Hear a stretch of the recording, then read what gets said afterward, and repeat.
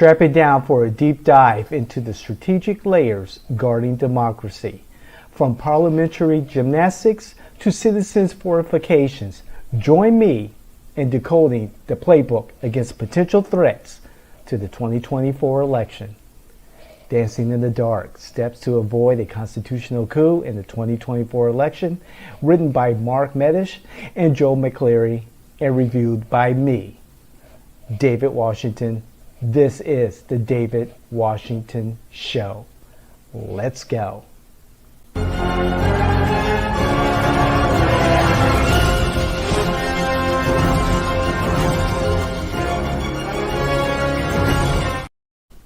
All right, everyone. Woo!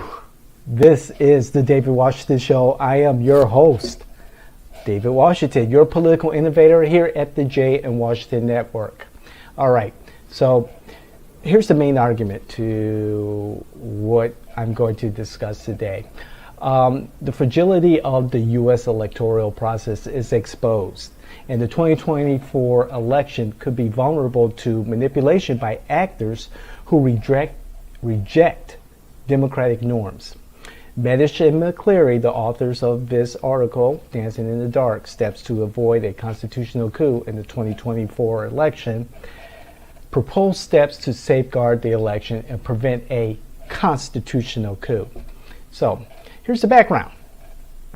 January 6th Capitol riot highlighted the weaknesses in the electoral process, particularly regarding certification procedures.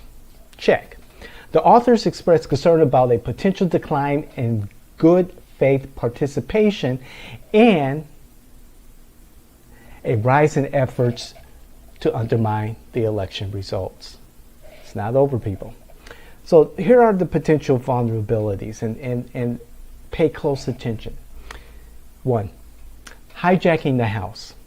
Strategies to manipulate the House certification process for congressional members could be used to influence the selection of the Speaker and ultimately the confirmation of the President.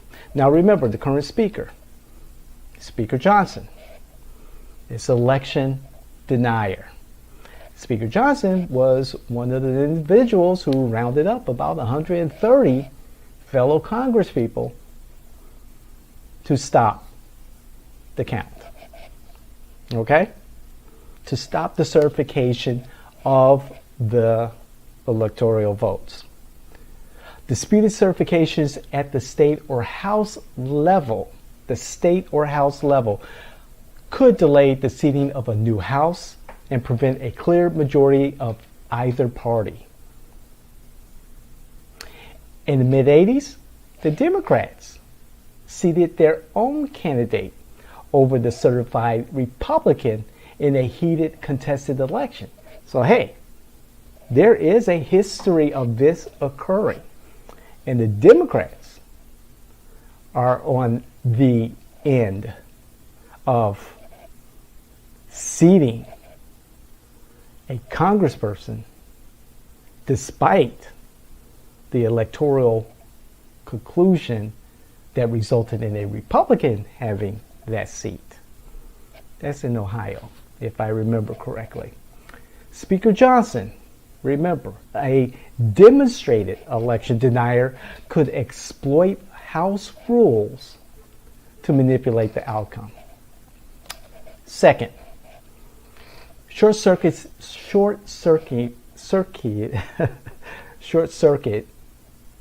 the Electoral College. The Electoral Count Reform Act, ECRA, yes, enacted, I believe, in 2020, aimed to address vulnerabilities in the Electoral College process, could be challenged in court.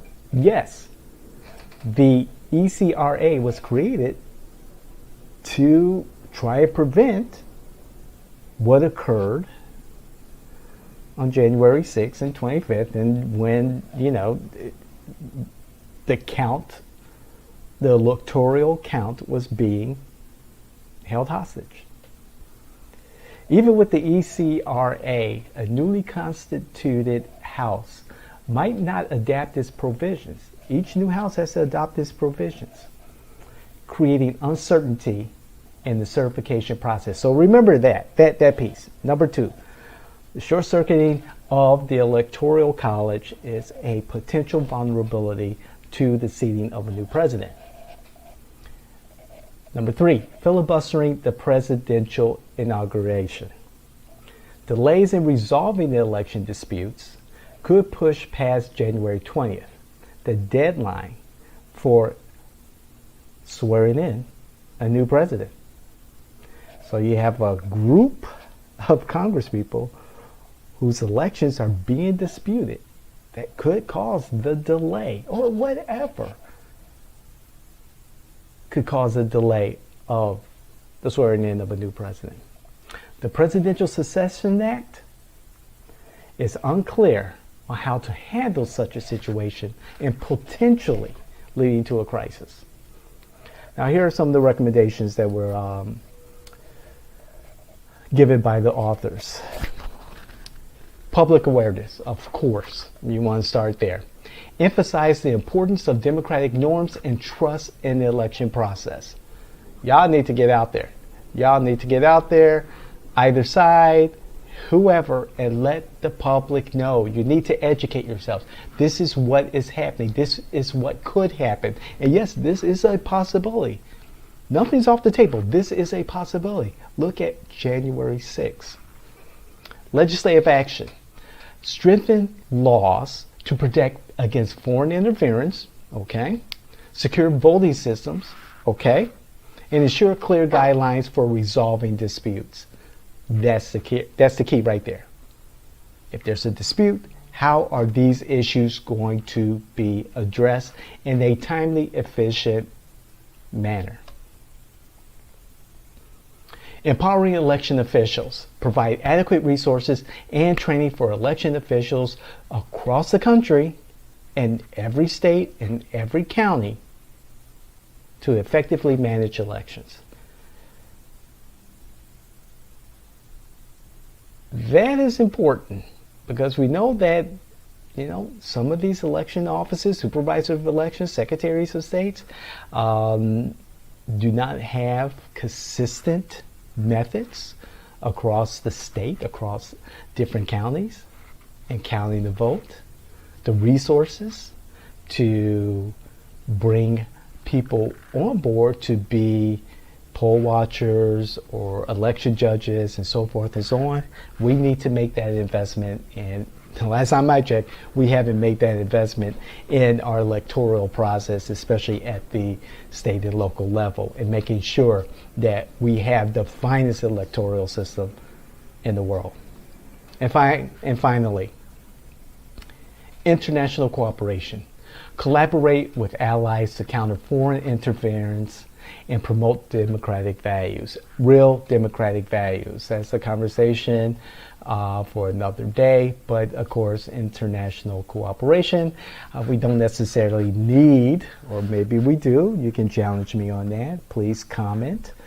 But we don't necessarily need election observers, international observers of our elections. You think? So, furthermore, this article discusses the crucial roles of congressional and state leadership in safeguarding the integrity of elections and ensuring a peaceful transition of power. It emphasizes the importance of a principled Speaker of the House who can utilize parliamentary tactics to prevent constitutional crises, such as attempts to manipulate the contingent election process. Let me pause there. If you enjoy what you hear, if you enjoy what you see, please be so kind to like and share this content with those politicals, those influencers, those electeds, those candidates, family members, friends who would enjoy this type of content. We really, really appreciate it. And please, even more so, comment. I really would like to know what you have to say. And again, bring your facts and not your feelings. That's the important part. Hit that notification button. not just for the David Washington Show, but for all of our podcasts. Of course, we have The Morning Constitution with Joel Hawksley. We have Countertop Politics every Monday, 5 minutes of that campaign innuendo, that political insight, and of course, the secret sauce of winning campaigns. And of course, our flagship podcast. You can't make this shit up, okay? So, going forward, at the state level, officials can deter bad actors from hijacking the House by threatening to withhold their own election certifications. Again, at the state level, officials can deter bad actors from hijacking the House by threatening to withhold their own election certifications. This deterrent strategy should only be employed as a last resort and strict adherence to a no first use doctrine. The authors also highlight the need for bipartisan advocacy from former and current leaders to rally support for democratic principles and prevent power grabs. Public conscience raising efforts, including grassroots activism and localized dialogues, are deemed essential to counter potential abuses of power and rebuild trust in the electoral process. As the primary season come to a close, at least at the national level, because we know who the presumptive nominees are, Biden and Trump, this message to voters and officials have to be clear. Uphold the integrity of elections and reject any attempts to undermine popular sovereignty. Okay? Uphold the integrity of elections and reject any attempts to undermine popular sovereignty. In conclusion, this article warns against complacency and emphasizes the importance of preparedness in the face of deep societal polarization and extremist rhetoric to prevent the de-evolution of constitutional hardball into outright political turmoil. So, the role of the courts in upholding the law and the Constitution is important. The courts have to be involved if there is this legitimate threat to the 2024 elections. The potential dangers of constitutional hardball tactics used by both sides must be nipped in the bud right now. That potential needs to be addressed head on. The importance of one person, one vote, and ongoing legal challenges related to voting rights needs to be addressed. One person, one vote. Overall, what the authors offer is a serious and detailed analysis of potential threats to the 2024 U.S. election. It provides a strong call to action for various stakeholders to defend democratic institutions and ensure a peaceful transition of power in January 2025. Again, the article is Dancing in the Dark: Steps to Avoid a Constitutional Coup in 2024 Election, written by Mark Medish and Joel McCleary. I hope you found this helpful. Please read for yourself. Agree or disagree with what we said today, what we discussed today? Please, again, share your comments with me to continue the conversation, or, DM me. Please, you know how to reach me. Apex Politico on Twitter. Contact me there. Email me. Contact me through our other platforms. Stay informed with our newsletter, The Informer. You can find it on our website, at our blog, or on our LinkedIn page, the J in Washington LinkedIn page. Again, we appreciate if you like and comment and share our content. It means a lot to us, especially the comments. I really enjoy the feedback. I enjoy hearing what you have to say, your thoughts, and maybe we both can learn something new. Subscribe to our YouTube channel at J-Washington, at J-Washington, and hit that notification button, okay? We're in some fascinating times right now, and we're going to be there as your political innovators here at JNW.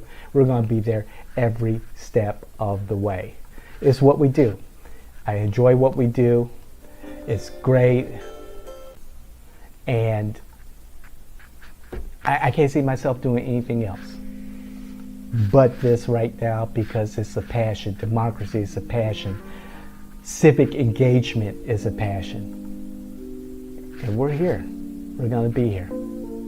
Okay? So again, safeguarding democracy has its challenges. However, proactive bipartisan advocacy,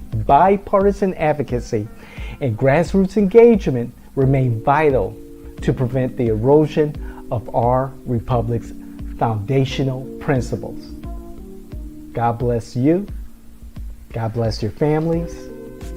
God bless America. I'm David Washington, and this is The David Washington Show. We see you the next time, okay? I hope you like the new format, the new intro. Please support us. Continue watching our properties, our podcast. And again, your comments mean a lot to us. We're out.